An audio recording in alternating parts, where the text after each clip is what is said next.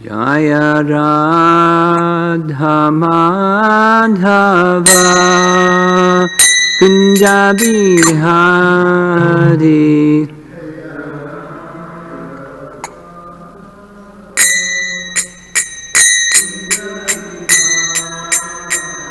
Jaya Radha Madhava Kunja Bihari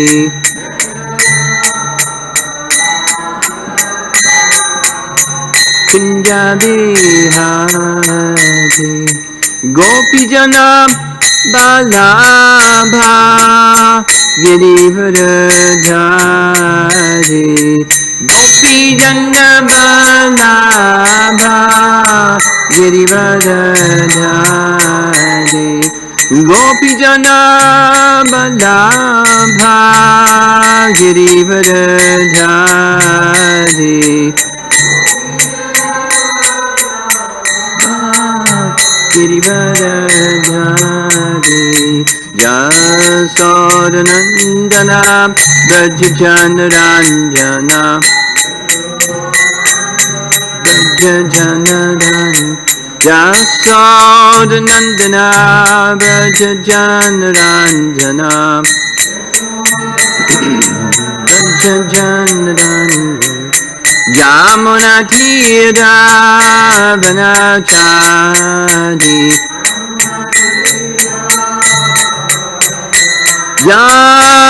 Yamunatira Vanachadi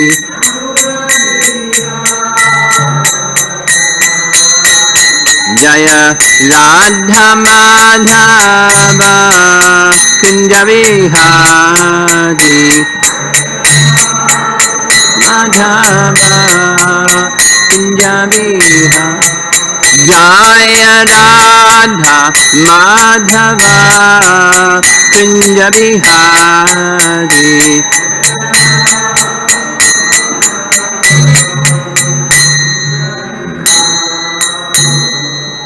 Jaya Vishnupad Paramahansa Pariviragacharya Astatara Satasti Srimad His Divine Grace A.C. Bhaktivedanta Swami Srila Prabhupada Ki Ananta Koti Vaishnavrinda Ki Grantaraj Srimad Bhagavatam Ki Gaur Premanandi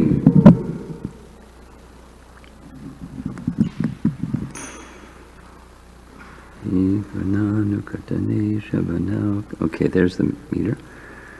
Om Namo Bhagavate Vasudevaya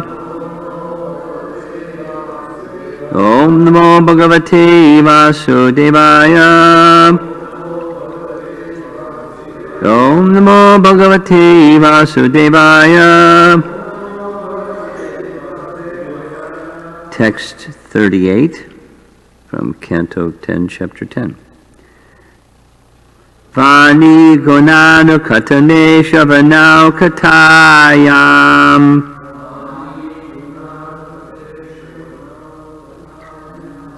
Hastau Chakarma Sukamanas Padayorna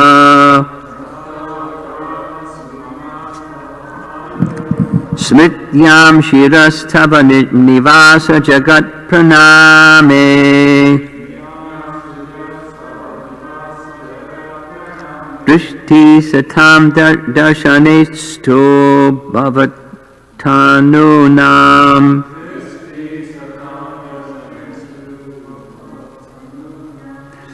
Vani Gunanu Katane Shavanau Katayam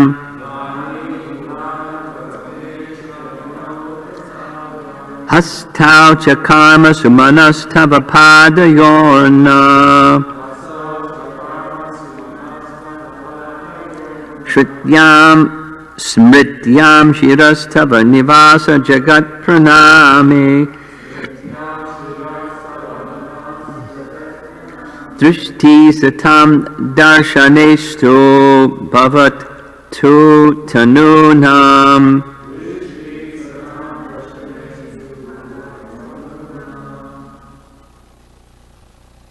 C'est bon.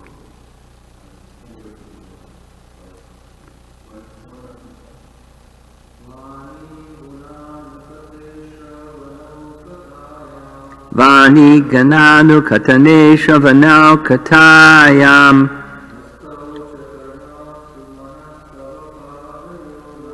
Hastau cha karma sumanas tava padayorna.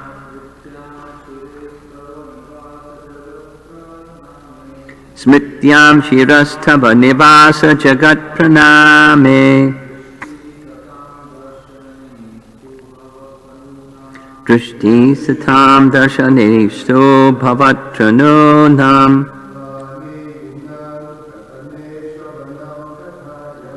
Vani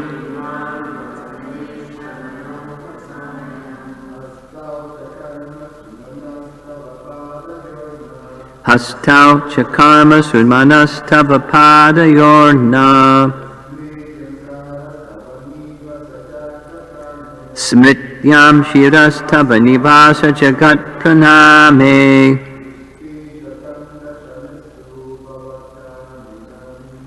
Drishti satam darshanestu bhavat pranonam.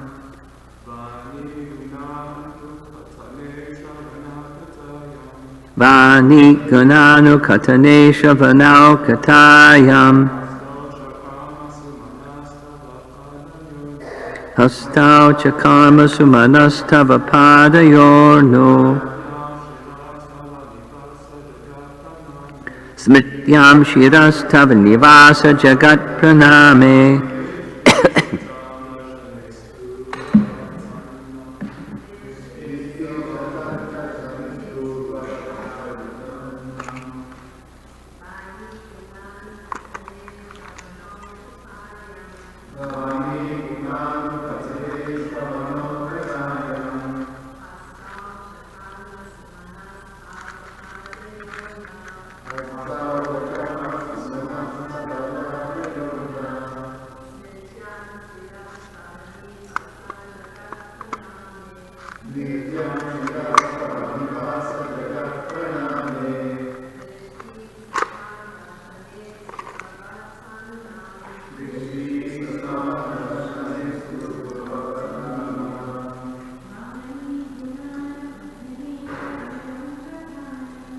Vani katane shravanau katayam.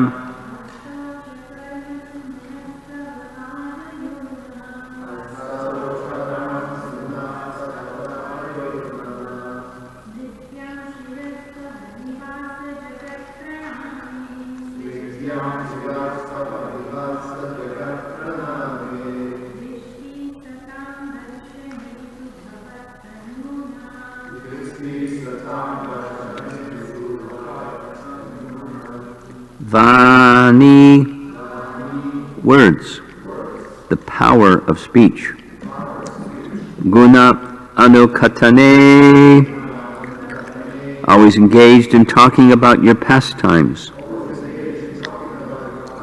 Shravanau, the ear, or oral reception. Katayam, and talks about you and your pastimes. Hastau, hands and legs, and other senses. Cha, also. Karmasu, engaging them in executing your mission. Manaha, the mind. Tava, your. Padayoho, of your lotus feet. Naha, our. Smrityam, in remembrance, always engaged in meditation. Shiraha, the head. Tava, your. Nivasa jagat praname, because you are all-pervading. You are everything. And our heads should bow down,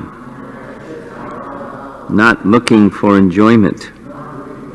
Drishtihi, the power of sight. Satam, of the Vaishnavas.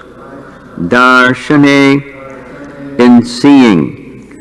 Astu, let them be engaged in this way. Bhavat Tanu Nam, who are non-different from you. Translation. Henceforward, may all our words describe your pastimes. May our ears engage in oral reception of your glories. May our hands, legs, and other senses engage in actions pleasing to you. And may our minds always think of your lotus feet. May our heads offer obeisances to everything within this world, because all things are also your different forms. And may our eyes see the forms of Vaishnavas who are none different from you. Purport. Here the process of understanding the Supreme Personality of Godhead is given. This process is bhakti. Shravanam Kirtanam Vishnu Smaranam Padasevanam Archanam Bandhanam Dasyam Sakyam Atmanivedanam. Everything should be engaged in the service of the Lord. Rishikena Rishikesha Sevanam Bhaktir Uchate. Everything, the mind, the body, and all the sense organs should be engaged in Krishna's service. This is to be learned from expert devotees like Narada Swayambhu and Shambhu. This is the process. We cannot manufacture our own way of understanding the Supreme Personality of Godhead, for it is not that everything one manufactures or concocts will lead to understanding God. Such a proposition, yata mata tata pata,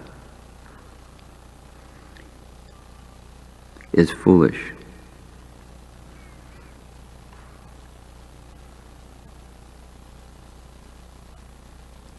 I'm used to hearing it, yata mata pat, but here it is in Sanskrit. Krishna says, Bhaktyaham ekaya grayam, only by executing the activities of bhakti can one understand me. It's Lord Brahma's prayers. 11:14-21. Krishna to Uddhava. This is called anukulyena krishnanushilanam, remaining engaged favorably in the service of the Lord.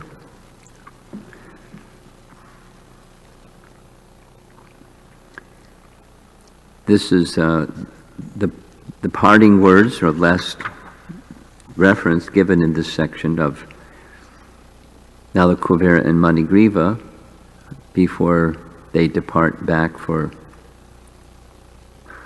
the abode of Kuvera.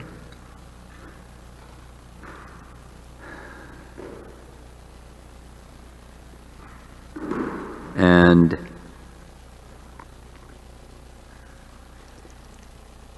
when I first read this verse, and I was surprised, it's so similar to one of Prabhupada's favorite verses in the Bhagavatam, Savaimana Krishna Padara Vindayo, the process that Maharaj Ambarish engaged in, starting with the mind, but then all of the senses being engaged in service, the hands, the legs, the feet, the eyes, the limbs, everything engaged in service to the Supreme Lord. So that's the bhakti process that Maharaj Ambarish followed, and quite similar is the bhakti process being advocated by, or the appeal is, please engage us in these ways. And then appropriately Prabhupada, instead of quoting this description of Maharaj Ambarish's activities, he just says this is a description of the bhakti process. And the bhakti process is recognizing everything has a source, Sambandha, that source is Krishna. And since everything has its connection with the source, one should use everything in the service of the source. And so we have part of that everything is our senses, our limbs, our abilities, our whatever we have, we use that in service. And then there's objects, and that's to be used in Krishna service. And there's a mentality behind, it's not just behavior, the mentality behind it is for pleasing Krishna.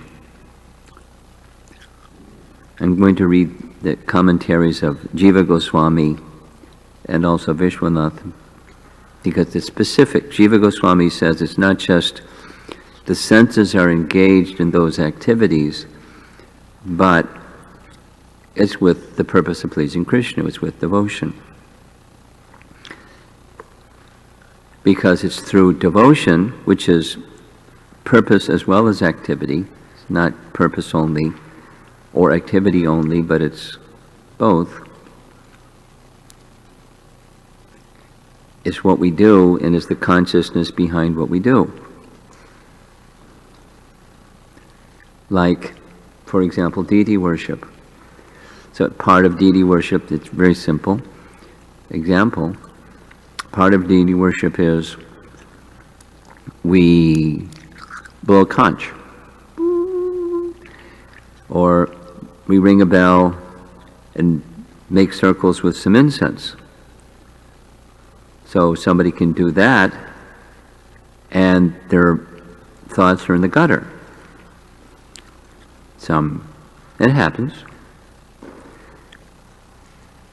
even in deity worship, or other places. So it's not the behavior per se. Behavior is not to be neglected, but it's the consciousness behind the behavior that's an essential part of devotion. And therefore Prabhupada makes reference to this anukulyena Krishna anushilanam. So if you remember from the weekend, Jiva Goswami's explanation, his commentary of this important foundational verse of what bhakti is,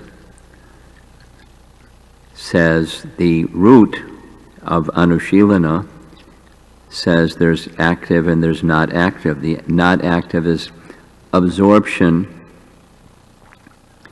in contemplation with devotion. The devotion, absorption is pleasing Krishna. And the mind, thus absorbed, doesn't move while the bell is being rung and the incense is being moved, or whatever else we may do. Clean the floor of the temple, mandir marjanado. That's a behavior. And the spiritual master is pleased. We sing every morning, when the spiritual master sees one is cleansing the temple. And the teaching is when you cleanse the temple, you're cleansing your heart.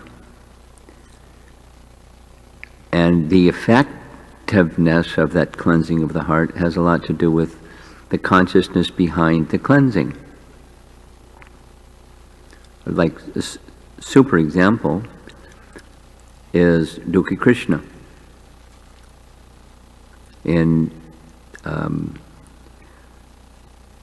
Amongst the followers of Lord Chaitanya, Dukhi Krishna became Shamananda because Dukhi Krishna wanted some service. Jiva Goswami gave him some service.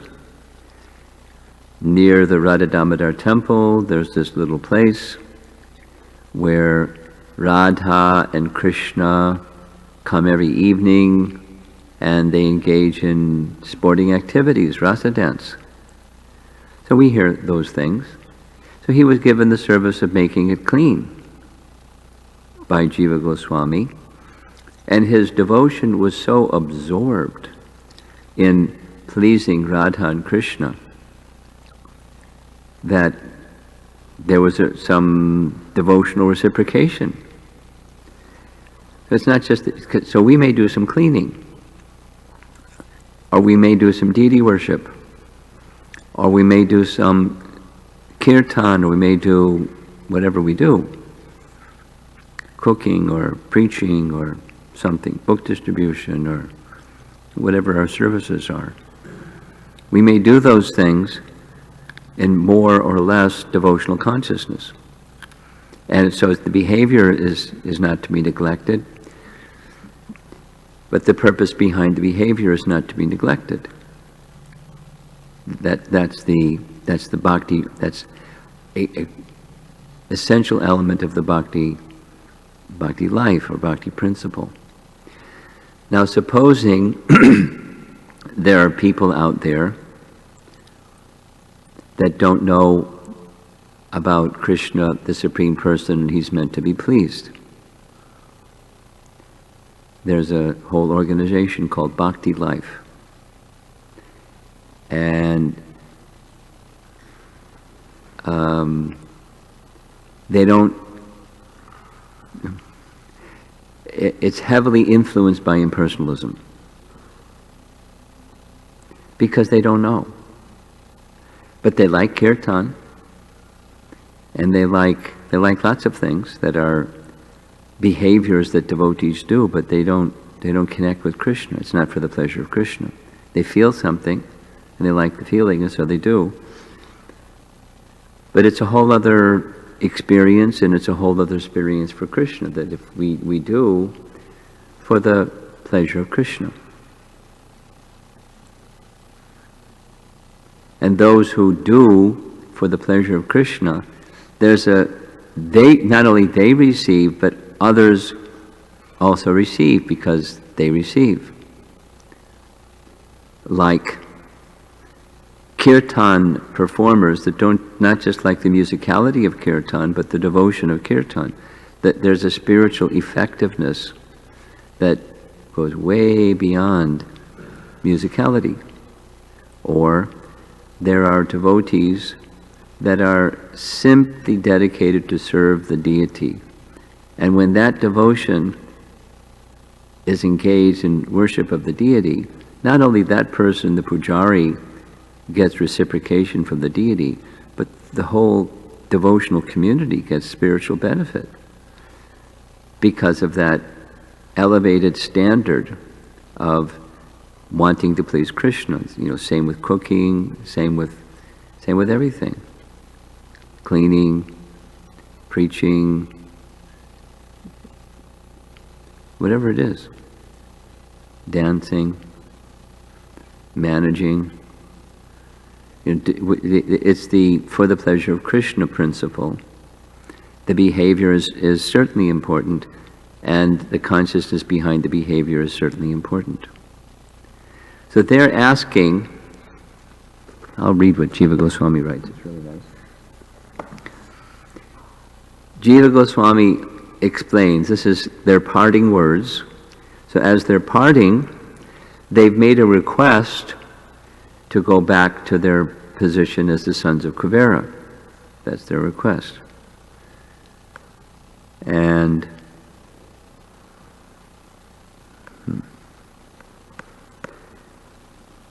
computer's not responding. Well, maybe I won't read it.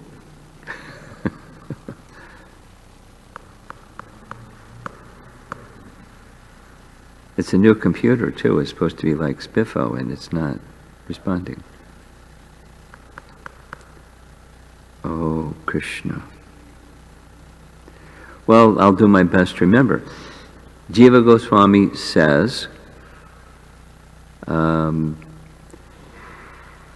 Krishna's words, Krishna's message to these two men, sons of Kuvera, because Narada helped you become devotees, then just go to Narada.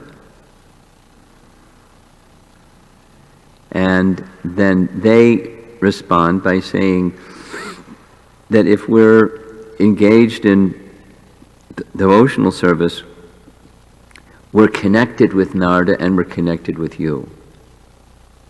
So please give your mercy in the form of the ways of devotional service. And then they itemize the parts, what the eyes do. Same as what Canto 2, those chapters, chapter 2, I believe, where it speaks of the legs that don't go to the temple are like tree trunks, the eyes that don't see the form of the Lord, they're like the plumes of a peacock feather, and so forth. The limbs are meant to be engaged in the service of the Supreme Lord.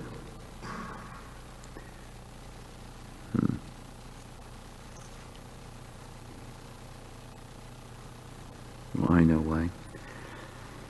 It's requiring Wi-Fi, that's why it won't move.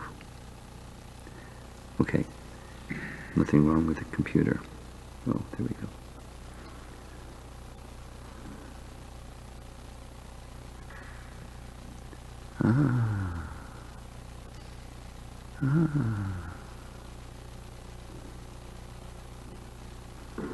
Okay.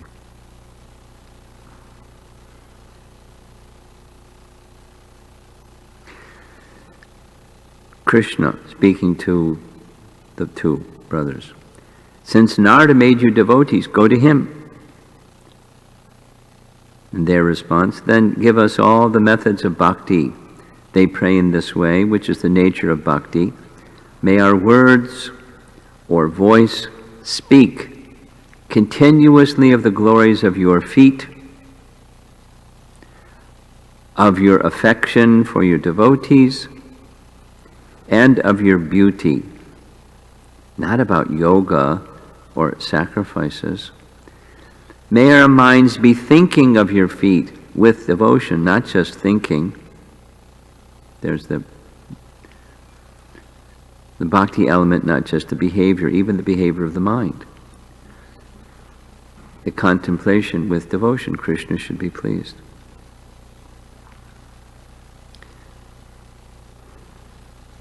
May our two ears be engaged in hearing topics about you with full attention, and for you fully.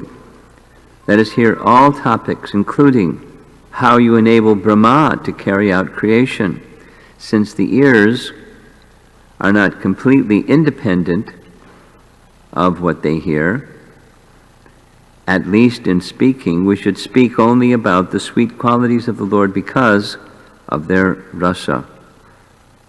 The hands and other organs should be engaged in actions like deity worship and related services. The head should offer respects to you, O dweller in the universe. This word head, shiras, is mentioned last, since this is the main limb of the body. The Lord, offering respects to the Lord indicates respects are to be offered to the world, since the Lord is everything, and thus perfection in offering respects is achieved. Because that's right in the translation that Prabhupada gave. It's offering respects to all moving, non-moving objects.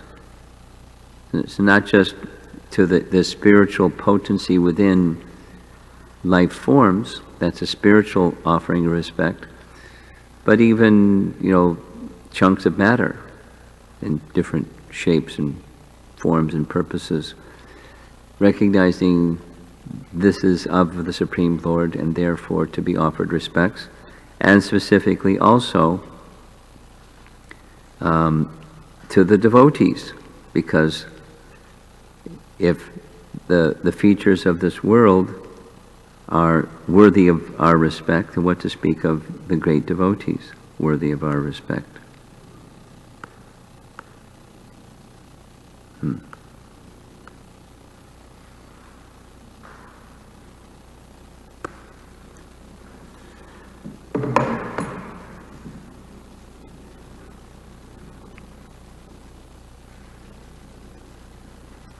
Prayers, often, including here, they're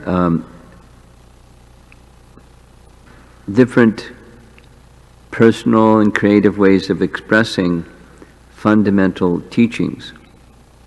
Fundamental teachings include Sambandha Abhideya Prayojana, and so we've gotten this display. Here specifically they're speaking of Abhideya, the process of bhakti, with acknowledgement from the previous verse of the source of everything that exists. So how to engage in the source of everything that exists? How do we act in our relationship with Krishna? And the fruit of that, they're seeking blessings as well, that they can stay fixed in this mood of wanting to please the Supreme Lord. And as that matures, that's prema. There, Jiva Goswami also speaks, let us offer our respects to the residents of Braja, along with Narada and great personalities. These are the superlative of all personalities, the residents of Vrindavan. And let us offer our respects to them. And the sweet exchanges that take place between you and them, let us bow our heads before them.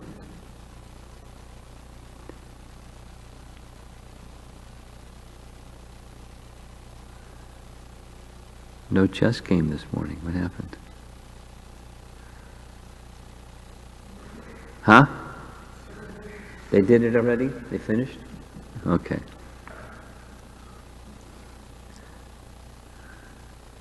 Okay, so any discussion?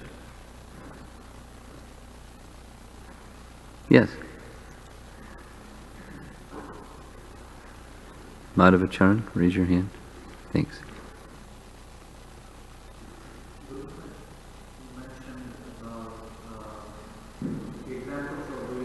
Direct devotional service, like offering the artik on the altar, or like going out for some but how do we incorporate Krishna consciousness in our work life, or like in a work life, or even like for do it for Krishna? Same principle. If you exercise yourself in the direct connection with Krishna activities, hearing, chanting, remembering, worshipping, praying, that consciousness awakens through the direct activities and it carries over to the other activities. That is to say, you're doing this for Krishna. Otherwise, we have what's known in the Christian world as a secular religion. But secular means this is what I do for God, and over here is what I do for that's worldly. That's secularism. And then there's separation of church and state. That's a secular government. Or secular life is, I go to the church or mosque or place of worship, temple, and that's my devotion to God. Because God's in the temple, or God's in the church, or godliness is there. So I go and then over there is my worldly life. So to spiritualize our worldly life, to do our career activities and family duties and everything else, civic duties, for Krishna, it springs from how we engage in our devotional activities. Consciousness carries over. Now, it's an art, art of work, art of living. It's a life of devotion, including everything, no exception. How to do starts with proper hearing and chanting, and worshiping and everything. For the non-devotee, there is this popular saying, in India at least, work is worship.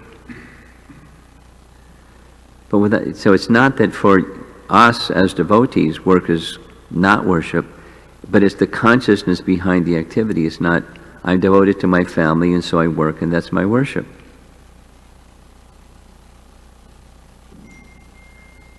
It's quite incomplete. misguided. Because the consciousness behind is not right. Material becomes spiritual just because I say so. It's the consciousness behind it.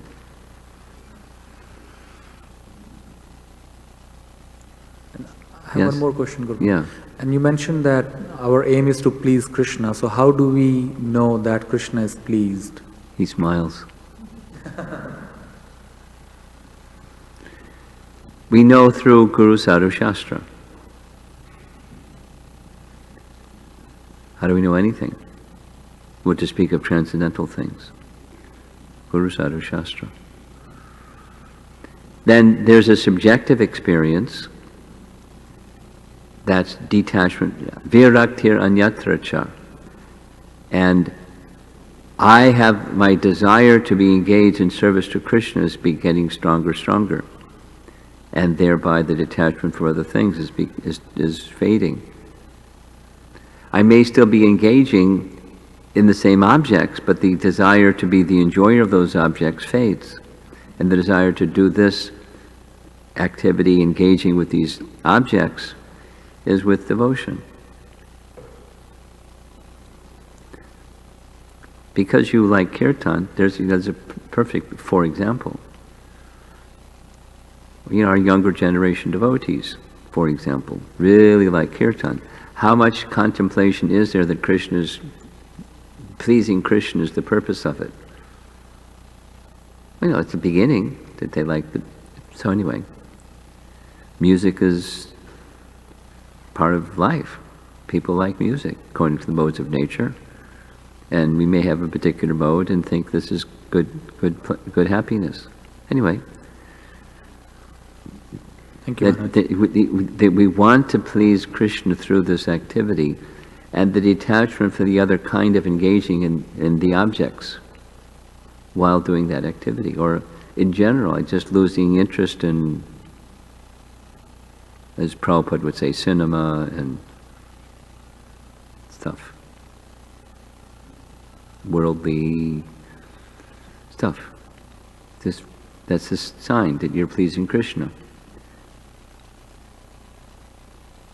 You have something. Hare Krishna Maharaj.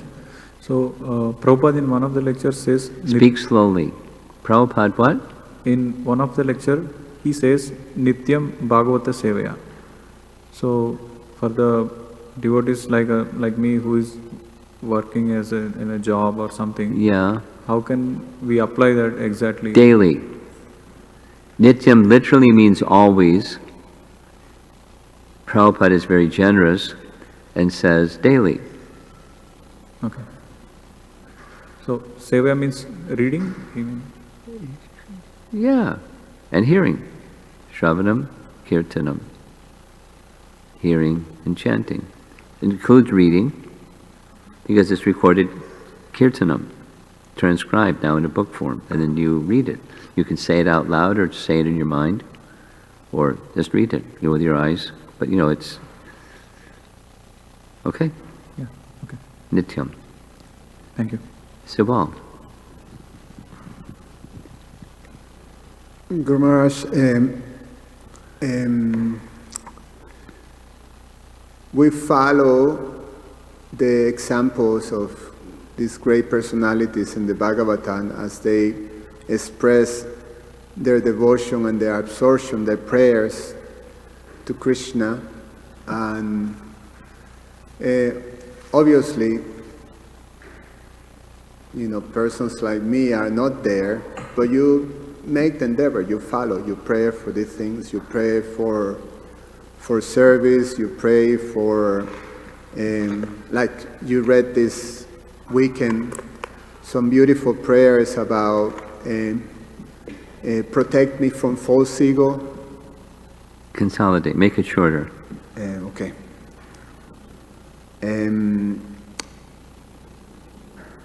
You get reciprocations for the deities as you endeavor, your best.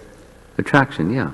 Yes, and sometimes the confusing part is that there is positive signs and there is also negative signs or there is, they go ahead and then don't go. And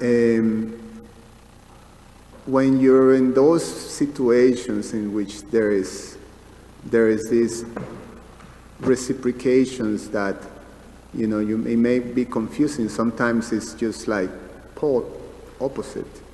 How do you deal with these things? Easy. You nurture the unchanging. And then because outside is changing, it's the mind and the unsteadiness due to the mind that's not steady, due to affinity for the temporary. So when there's faith and confidence, conviction in the unchanging, that is, I have an eternal relationship with Krishna and he can do with me whatever he likes.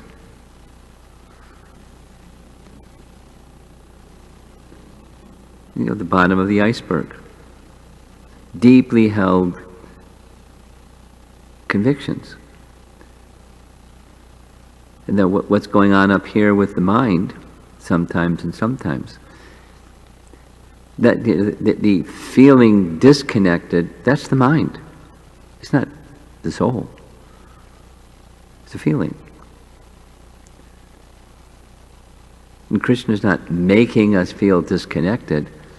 It's just part of our conditioning. The mind goes over there. Now for transcendentalists, let's just, speak about the gopis. Sometimes they feel separation. That's a different feeling. It's attachment diversity. Ours is not attachment. Ours is Maya. So sometimes the influence of Maya upon us is stronger than others. What do you do when the influence of Maya is stronger? Or what do you do when you feel totally connected? It nourishes your faith. So that when those other periods of time when it's down, that's reality. And the mind isn't reality. That's what you do. You don't identify with the mind and its oscillating conditions. You identify with who you are. That's not changing.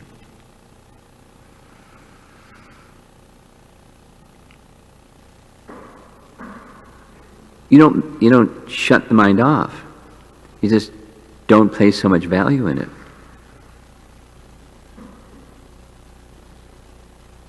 It doesn't take us to Krishna on its own. It's a very, not a pleasant master. So we don't make the mind our master. We serve Krishna. That's unchanging. Okay. Just to clarify, if I may, how do you recognize? How do you recognize? How do you recognize that you're being, victimized by the mind and you're getting, And just deviate? live life and, we're victimized by the mind. Be observant. I mean, part of the preamble of your question is there's very elevated devotees and then there's us. So we can see from the example of very elevated devotees what's it like.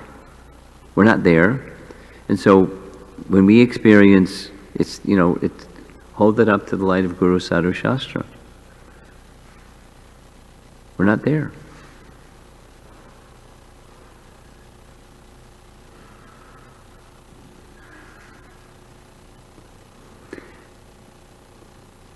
You remember Nityananda Pran's question about, there's very elevated and I'm not so elevated, so what are some teachings that help me in this, lower stage? Because that's so elevated. Well, we have examples of persons that became elevated by the bhakti process. They were like us, and they went. So that gives some indication of how you deal with, and your question specifically is, how do you recognize? You just, by default, that's where we are. I'm not a pure devotee. Which means identify with the mind. And the mind is tricky. So it starts with knowledge, but strengthening that knowledge, or really the basis of knowledge, is bhakti. My life is meant to please Krishna, not this other. And so is this other going to take me closer to pleasing and serving Krishna? No. And so that's the test. Anukulyena Krishna Anushilanam, or Anyanyavilash Drishanyam, excuse me. The first two limbs of surrender. Anukulyasya sankalpa pratikulyasya varjanam. Accept things favorable. So if it's not favorable, it's not going to lead me to Krishna. Full stop. And we may not be so advanced, or maybe we can't find the brake pedal. But that's the principle. If it's going to take me to Krishna, that's good. Even I may feel uncomfortable going through it. If it's going to take me to Krishna, it's good.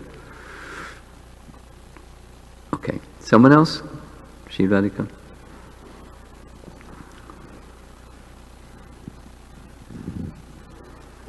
Guru Maharaj, I wanted to link one of the themes from Vyasa Puja to a message from this morning. So you were speaking about service to the holy name, and it seems to me that begins with being present with the holy name. It's like being present. It's more than being present. Yes, but for me, the first step is even just hearing. So, I feel like for me, service to the name begins with actually being present with what I'm doing.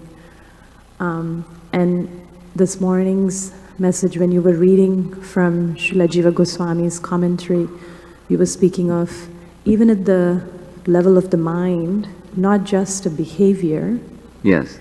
but adding the bhakti element of Yes. pleasing to Krishna. Yes. So for me, even just being present with the holy name is it's a gigantic effort, and it's very mechanical. I got it. My experience is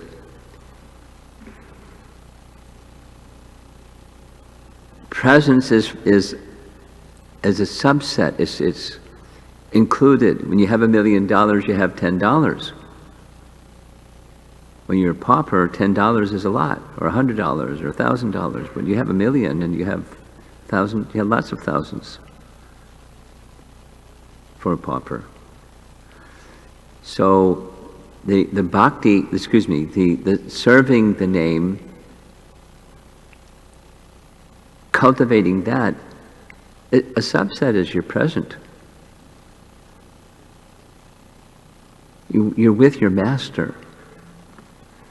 And in that section, it's two things. The name and the person named are the same. How do you realize that? Well, the Bhakti Siddhanta explains, the mind cannot realize it.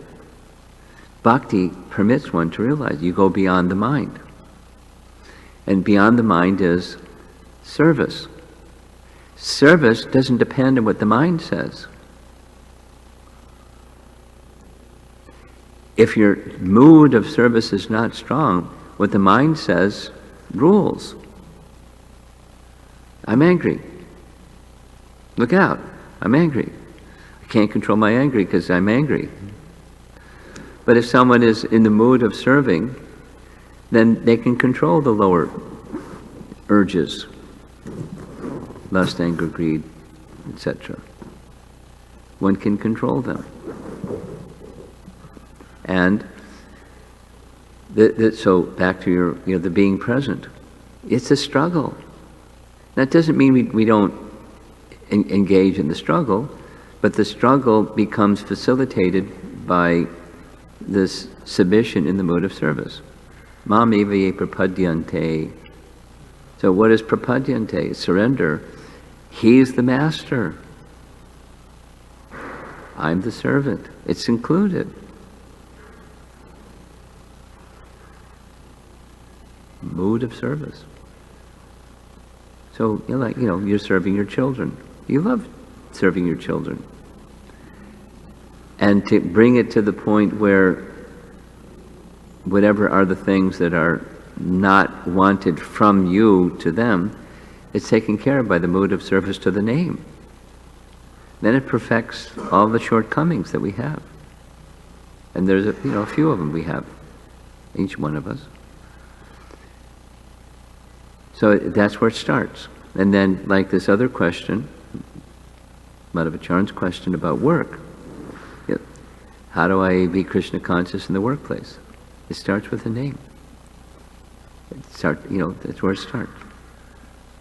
And of course, the Bhagavatam, the emphasis was specific to the name, but it's the same with the Bhagavatam. Our reading can be, I find that interesting, or our curiosity, or the intellectualism thing within us, that how does this fit together with that? Not so much like, I want to get closer to Krishna, I just want to understand interesting things. I have that curiosity side to me, and I like to understand. But the purpose is the devotional purpose is, I want to get closer to this shelter of the feet of Krishna in the mood of serving him with love. So then you're present with the hearing process, the chanting process, the worship process. It starts with hearing and chanting properly. Okay. And one more question. You have your hand up, right?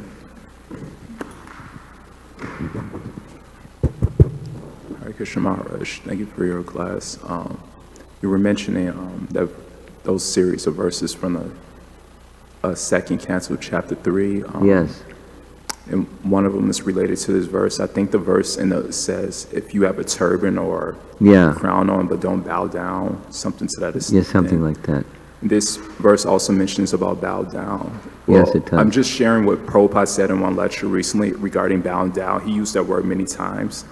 This lecture is from Seattle. Seattle. When he was in Seattle, September 30th, 1968. 68. Yeah. Fantastic. And at the end of that lecture, Prabhupada was explaining to one student. He was doing what? Explaining to one student of basically how we're all, because sometimes the topic is, when we come to a spiritual process, many people say, I don't want to bow down to... Many people do what? They say, I don't want to bow down. I don't want to bow down. To personalities. Yeah, right. And so Prabhupada made a very profound point. He said, at the end of life, you'll bow down. Basically, he says actually that we're actually forced to bow down to everything at every moment. We're forced to bow down to death, to disease, to lust. He was like, the bowing down must continue. Yes. So who should we find out who we should bow down to? And so my question is that it may be easy, especially when we come to Krishna consciousness, to bow down to a spiritual master, but it's hard to bow down to forgiveness with other Vaishnavas. We would rather bow down to holding on to grudges. So my question is that... Sounds like a class, not a question. Well, my question is that what are some steps we can move forward? Because it seems like, this is the same mood that comes up between devotees so many years, is that... How do we overcome the obstacle of not wanting to pay obeisances to devotees? That's your question? And realize that we're actually bowing down Realize the what? And gain the realization, like Prabhupada, that we're actually bowing down to the modes of material nature, holding on to grudges, the mode of ignorance. Well, you're giving a class. How do you realize the words of the pure devotee? By hearing them and letting them enter your heart. But if the heart's closed, they won't enter. So you have to open your heart to the word, to the spiritual master, particularly our founder Acharya, because he's a perfected being. And if our heart's not open to a perfected being, we're a hard nut. We're going to stay hard-hearted. So that's, the steel-framed heart. And that's due to offenses, starting with our offense to the representatives of disciplic succession, prominent for all of us in ISKCON, our founder Acharya. So how do we overcome that hard-heartedness? Continue to hear with some degree of faith. Even if there isn't faith, Prabhupada's words are, auspiciousness is created by the sound. So go on hearing, even if it's, I don't want to bow down kind of hearing. Or, so I'll bow down to lust and death, but I won't bow down to the spiritual master. So just go on hearing anyways, with faith that this will purify me. That's a mode of goodness principle.